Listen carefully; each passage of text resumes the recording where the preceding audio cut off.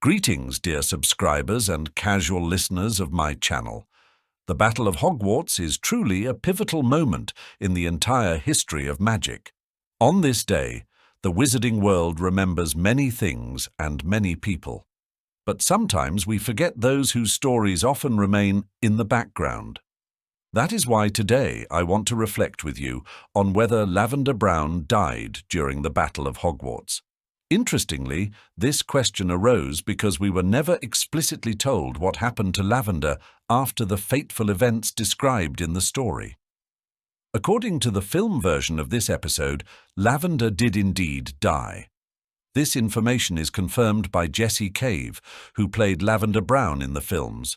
What was your last scene in the movie? My last scene was the death of my character, and honestly, it was quite a dignified moment. However, as we know, the canon information is what's described in the books, so below we will take a closer look at the book version of these events.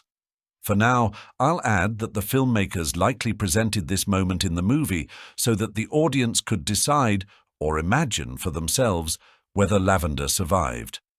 Interestingly, there's one detail in the book that isn't in the film. As the friends rushed into the entrance hall, two bodies fell from the upper gallery. A vague grey shadow, which Harry mistook for an animal, sped across the hall on four legs, ready to sink its teeth into one of the fallen. "No!" shrieked Hermione, and the deafening crack of her wand threw Fenrir Greyback away from the faintly stirring body of Lavender Brown. Judging by the description above, before Fenrir attacked Lavender, she had already fallen from a height to the floor. It is likely that this was a considerable height, upper gallery, and Lavender suffered severe injuries and may have died before Fenrir's attack from blood loss or severe trauma. An argument for her not surviving is that she is not mentioned again in the story. For instance, she does not accompany her children to Hogwarts at King's Cross Station in the epilogue of Deathly Hallows, and is not involved in The Cursed Child. Some observant fans pointed out that if Lavender had survived, she wouldn't have become a werewolf, because Fenrir bit her while in human form, and in such cases, infection supposedly does not occur.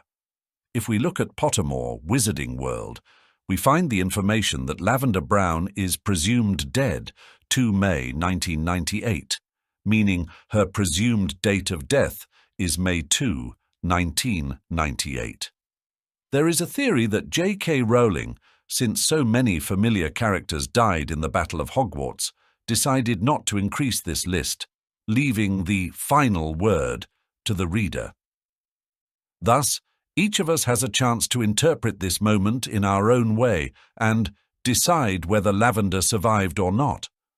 On the one hand, it's really hard to survive a fall from a height and an attack by a werewolf, but on the other hand, we are never explicitly told that Lavender died, as her name is not listed among the dead. So once again, we can marvel at the foresight of Mama Rowe and the subtlety with which all the details of her legendary story are written. Thank you for watching until the end.